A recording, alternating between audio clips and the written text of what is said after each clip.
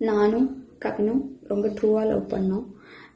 கொஞ்சம் செட்டில் ஆக டைம் தேவைப்பட்டுச்சு. மே 30 அப்போ வந்துட்டு சுஜித்தும் கவினும் பேசிக்கிட்டாங்க. அப்போ அந்த டைமுக்குள்ள வந்துட்டு அப்பா கிட்ட சுஜித் சொல்லிட்டான். அப்பா வந்துட்டு இந்த மாதிரி லவ் பண்ணுறியான்னு என்கிட்ட கேட்டப்ப இல்லைப்பா நான் லவ் பண்ணல அப்படின்னு சொல்லிட்டேன். ஏன்னா கவின் என்கிட்ட டைம் கேட்டிருந்தான். இன்னொரு 6 months கழிச்சு சொல்லு ப்ளீஸ் அப்படின்னு சொல்லியிருந்தான். அதனால வந்துட்டு நான் வந்துட்டு அப்பா கிட்ட அன்னைக்கு சொல்லலை. அதுக்குள்ளே நெக்ஸ்ட் அப்கமிங் மந்த்துக்குள்ளே இப்படி ஆயிடுச்சு. 2 பேருக்குள்ளே என்ன கான்வர்சேஷன் போச்சுங்கிறது தெளிவாக தெரியாது. ஆனால் கவினுக்கு ஃபோன் பண்ணி சுஜித் வந்துட்டு பொண்ணு கேட்க வாங்க, இவ மேரேஜ்க்கு மூவ் பண்ணாதான் அடுத்து என்னோடய ப்ரொஃபஷனை பார்க்க முடியும் அப்படின்னு சொன்னான் அப்படிங்கிறது எனக்கு தெரியும் கண்டிப்பாக. அதுக்கப்புறமா வந்து 27 என்ன நடந்துச்சு அப்படின்னா, அன்றைக்கி கவின் வராங்கிறது எனக்கு தெரியாது. நான் 28 ஈவினிங் தான் வர சொல்லியிருந்தேன்.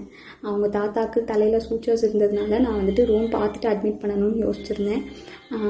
அப்போ வந்துட்டு ஆஃப்டர்நூன் மங்கம்மாள் சாலைக்கிட்ட வந்து நின்றுட்டு தான் எனக்கு வந்துட்டு தெரியவே செய்யும் அவங்க வந்திருக்காங்கன்னு சொல்லிட்டு. ஸோ டேரெக்டாக நான் அங்கே ஐபிக்கு கூட்டிகிட்டு போயிட்டு கவின் உள்ளே வந்தான். பட் அவங்க அம்மாக்கிட்டேயும் மாமாக்கிட்டேயும் மட்டும்தான் நான் பேசிகிட்டு இருந்தேன். பேசிகிட்டே அப்படியே கவின் வெளியே போயிட்டான்.